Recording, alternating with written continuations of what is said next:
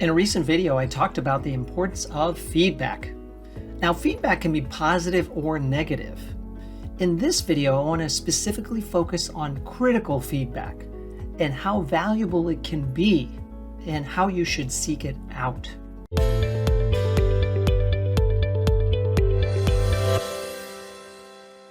I came across an article from CNBC, and it talked about the leadership success principle that Daniel Lubetzky believes in.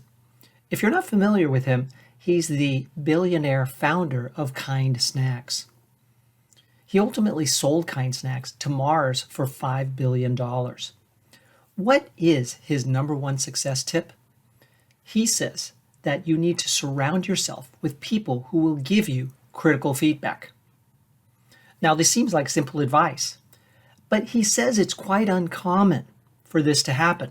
Here are his words. Environments that discourage hearty debate are shockingly common. He goes on to say, particularly successful and impressive CEOs end up developing a following of sycophants that are just too afraid to challenge them, and it really can destroy us. Those are impactful words. I believe it's true that leaders who are successful often build up a veneer that's hard to break through with critical feedback. They need to be self-aware and actually open up to critical feedback and actually seek it out by surrounding themselves with people who are willing to give them direct feedback. Now, Lubetzky says he's looking for people who are kind and not nice. He says nice people generally will not provide critical feedback because they like to be liked, they don't want to ruffle feathers, whereas kind people realize the power of critical feedback and they will deliver it in a constructive fashion.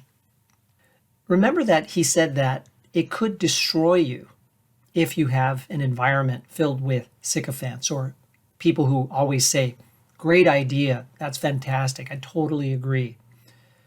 Well, I've seen this firsthand. I coached a leader years ago who denied critical feedback that I presented to them. They just didn't want to hear about it.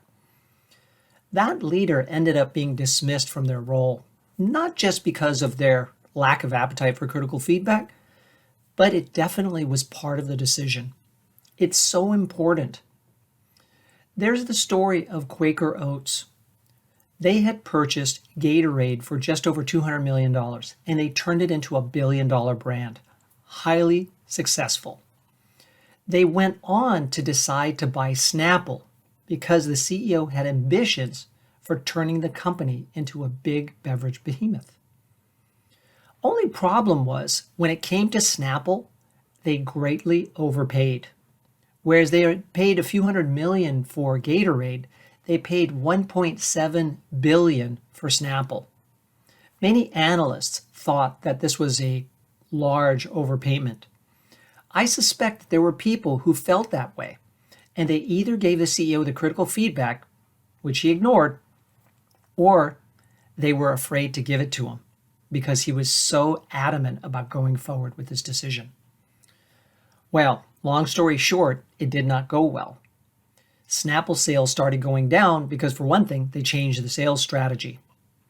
Ultimately, they wrote down $1.4 billion after they sold Snapple to another company for $300 million. Worse, the CEO was dismissed, and they sought a new CEO to replace him. As Lubetzky said, it could destroy you. Just very recently, there was a story in the Wall Street Journal about the FDIC and the horrible environment that they have had there for years for women that work at the FDIC. The reporter interviewed people who had worked there and left because of the environment. These women filed complaints about the harassment they endured or the lack of opportunity to advance because they were not willing to participate in this sexualized boys' club atmosphere. Critical feedback was given to management at the FDIC, but apparently it was ignored.